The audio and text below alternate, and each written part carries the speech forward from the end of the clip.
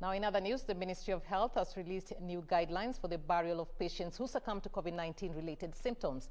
The revised guidelines give families and communities a greater say in the handling and planning for the burial of their loved ones under strict supervision from the Ministry of Health. This comes as the number of COVID-19 fatalities climbed in the country to 659 after 9 people succumbed to the virus. Emily K. Bade with details of the revised guidelines.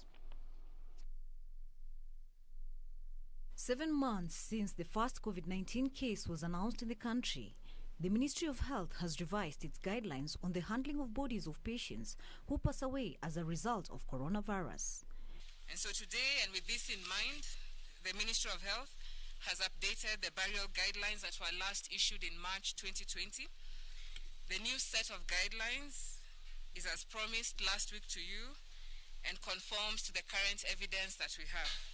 In the revised guidelines, it will no longer be necessary for the Ministry of Health teams dressed in full personal protective gear, as has been the case, to take over the burial plans as families watch from a distance with limited participation.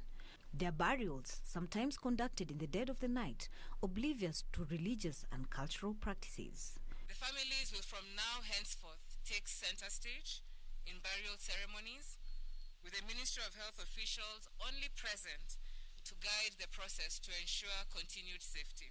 The new guidelines will allow safe burial rites as may be dictated by the religion or culture of the deceased person. Families will also be required to identify healthy members of their family who have no increased risk of COVID-19 outcomes and safely use the recommended PPEs in the burial process.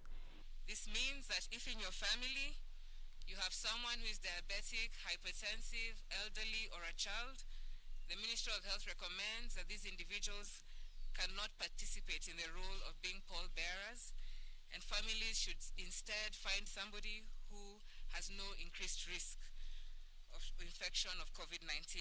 The revised guidelines also ban the opening of the casket for viewing of the body.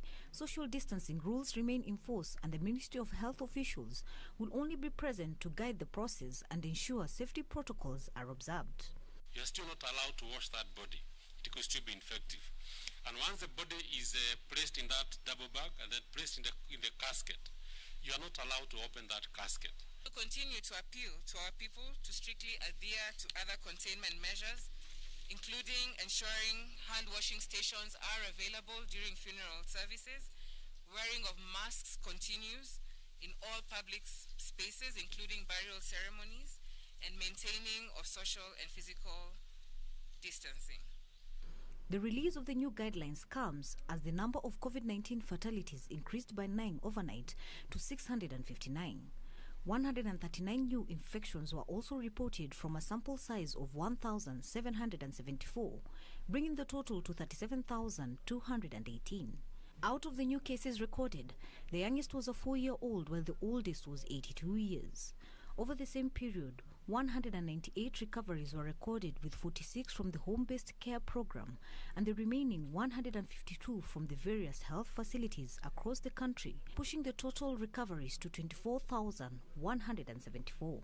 For Channel 1 News, I am Emily K. Bade.